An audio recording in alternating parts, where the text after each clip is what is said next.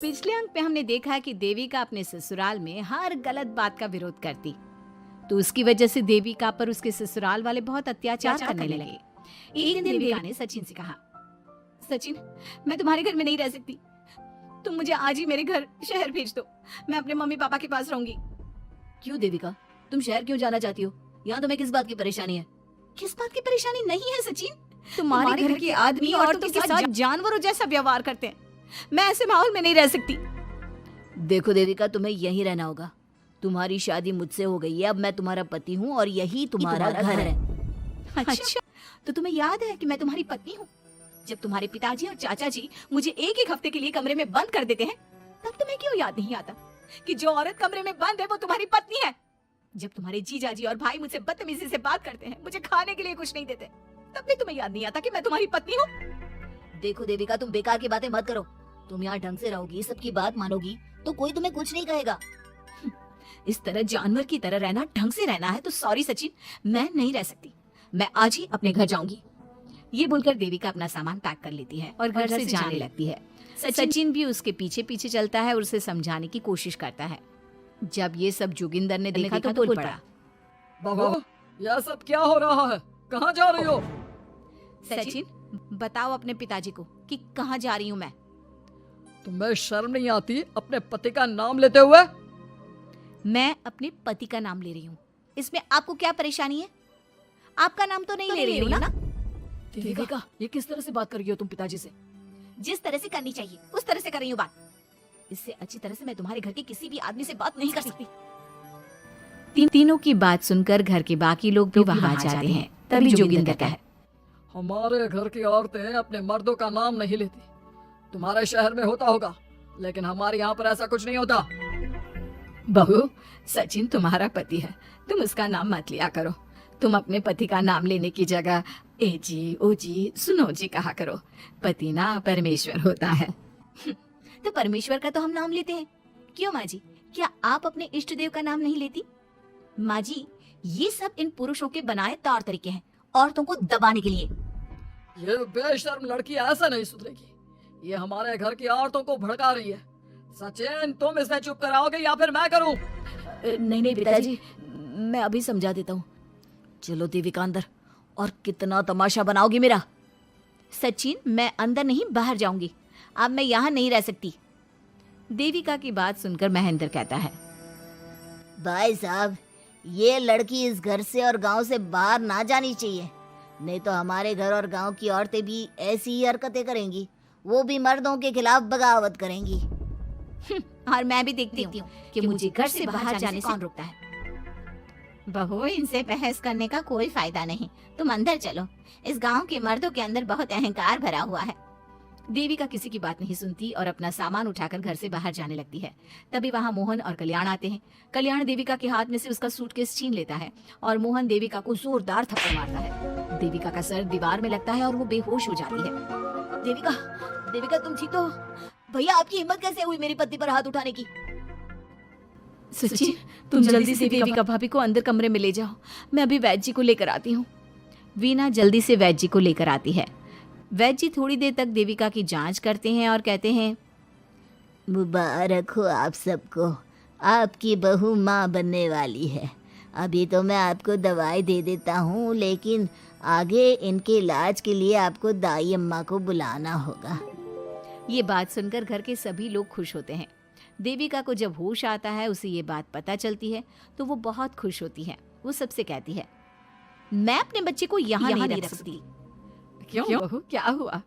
अब तुम ये सब बातें मत सोचो, तुम्हें आराम करना चाहिए। नहीं माँ जी, आप नहीं समझ रही। अगर मेरा बेटा हुआ तो इस घर के मर्दों की तरह अहंकारी और औरतों पर जुल्म करने वाला बनेगा, और अगर मेरी बेटी हुई तो वो जानवरों की तरह जुल्म सहने वाली बनेगी, और दोनों ही अनपढ़ रहेंगी। देविका की बात सुनकर घर की सभी औरतों को पहली बार एहसास हुआ कि वो किस अंधकार वाले समाज में जी रही हैं। लेकिन फिर भी घर की सारी औरतें उसे ही समझाती हैं। बहू देखो, तुम्हारी बात सही है, लेकिन तुम इस हालत में सफर नहीं कर सकती। हाँ बहू, तुम यहीं रहो, अपना और अपने बच्चे का ख्याल रखो। देखो ना देविका भाभी, हमें बिल्कुल भी पढ़ना लिखना नहीं आता, अपना नाम भी नहीं लिख पाते, तो आप मुझे थोड़ा पढ़ा दीजिए ना। देविका, तुम्हारी बातें सुनकर पहली बार हमें एहसास हुआ है कि कैसे माहौल में हम जी रहे हैं। तुमने हमारे अंदर उम्मीद की नई रोशनी पैदा की है। यहाँ से मत जाओ तुम। देविका ने घर की औरतों की बात सुनी तो उसका दिल पसीज गया। उसने गांव में ही रहने का फैसला लिया। वो अपने घर की औरतों को रोज पढ़ाती, उन्हें अपने अधिकारों के बारे में, देश के बारे में बताती। इसी तरह कई दिन बीत गए और एक दिन सुजाता ने सचिन से कहा, सचिन, देविका की तबीयत ठीक नहीं, तुम जल्दी जाकर दाई अम्मा को बुला लाओ ना। भाभी, दाई अम्मा क्या कर लेंगे? आप किसी डॉक्टर को बुला लो, मेरी तबीयत ठीक नहीं है। देविका, गांव के लोग डॉक्टर पर भरोसा नहीं करते।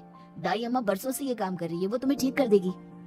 सचिन, तुम्हारे घर वाले अनपढ़ हैं, तुम तो पढ़े लिखे हो ना, देख नहीं रहे मेरी हालत क्या हो रही है। तभी तो बोल रहा हूँ, समय बर्बाद मत करो, मैं अभी आता हूँ। सचिन दाई अम्मा को बुलाकर ले आता है। दाई अम्मा घरेलू नुस्खों से देविका का इलाज तो कर देती है। कुछ समय के लिए उसकी हालत भी स्थिर हो जाती है, लेकिन वो पूरी तरह से ठीक नहीं होती। फिर देविका सचिन से कहती है, सचिन, मुझे समझ में नहीं आ रहा तुम मुझे डॉक्टर के पास क्यों नहीं ले जा रहे?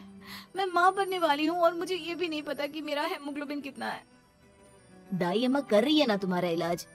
लेकिन दाई अम्मा को कुछ समझ में नहीं आ रहा कि मेरे साथ क्या हो रहा है। अगर देखो तुम मुझे नहीं लेकर गए ना तो मैं खुद ही चली जाऊंगी। अगले दिन देविका की तबीयत दोबारा बिगड़ जाती है और दाई अम्मा के किसी भी नुस्खे से वो ठीक नहीं हो रही थी। देविका ने सारी हिम्मत जुटाई और वो अकेले ही डॉक्टर के पास जाने लगी। उसे देखकर मोहन कहता है, बहू, इस हालत में कहाँ जा रही हो? आप लोगों के भरोसे रही ना तो आप लोग मुझे मार ही डालोगे। डॉक्टर के पास जा रही हूँ मैं। बहू, तेरा दिमाग तो ठिकाने पर है। हमारे घर की औरतें मर्दों से इलाज नहीं कराती। हे भगवान, इन जाहिल लोगों को मैं कैसे समझाऊं? डॉक्टर औरतें भी होती हैं। बहू, तो हमें पागल मत बना। हमने तो कभी कोई महिला डॉक्टर नहीं देखी। तू झूठ बोलकर निकलना चाहती है ना? इस गांव की सरहद से आप लोग कभी बाहर नहीं गए ना, इसलिए आप लोगों को नहीं पता कि महिलाएं डॉक्टर के अलावा क्या क्या है। ए लड़की, तुझसे तमीज से बात कर रहे हैं तो तू ज्यादा हवा में मत उड़। बोला ना एक बार, चल अंदर जा। चाचा जी, मैं अंदर नहीं जाऊंगी, डॉक्टर के पास जाऊंगी। मेरा इलाज सिर्फ डॉक्टर ही कर सकता है। ये बोलकर देविका घर से निकल रही थी कि तभी जोगिंदर ने उसे कमरे में ले जाकर बेड पर जोर से धक्का दे दिया, जिसकी वजह से देविका के पेट में चोट लग गई और वो दर्द की वजह से जोर जोर से चिल्लाने लगी। ये देखकर घर की सारी औरतें देविका को संभालने लगी। देविका, हिम्मत रखो, सब ठीक हो जाएगा। देविका भाभी, आप ठीक हो ना? माँ, कुछ करिए ना, भाभी की तबीयत बहुत खराब हो रही है। लेकिन मैं क्या कर सकती हूँ? भाभी, कुछ तो करो, कहीं बहू को कुछ हो ना जाए। उधर जोगिंदर मेन गेट पर बड़ा सा ताला लगा देता है और कहता है, आज के बाद इस घर से कोई भी औरत बाहर नहीं निकलेगी। देविका का बच्चा भी इसी घर में होगा, ये जिंदा रहे या मर जाए। जोगिंदर की बात सुनकर सभी औरतें बाहर आती हैं। जब विमला को इस बात का एहसास हो जाता है कि जोगिंदर देविका को डॉक्टर के पास किसी कीमत पर नहीं जाने देगा, तब विमला पहली बार अपना घूंघट उठाकर तेज आवाज में कहती है, मैं भी देखती हूँ देविका को डॉक्टर के पास जाने से कौन रोकता है। आज देविका डॉक्टर के पास जाकर रहेगी। देविका की सास का घूंघट आखिरकार उतर ही गया। घर के आदमियों ने पहली बार विमला का ये रूप देखा था और उसकी तेज आवाज पहली बार सुनी थी। क्या विमला अपनी बहू की जान बचा पाएगी या जोगिंदर अपनी पत्नी की आवाज भी दबा देगा?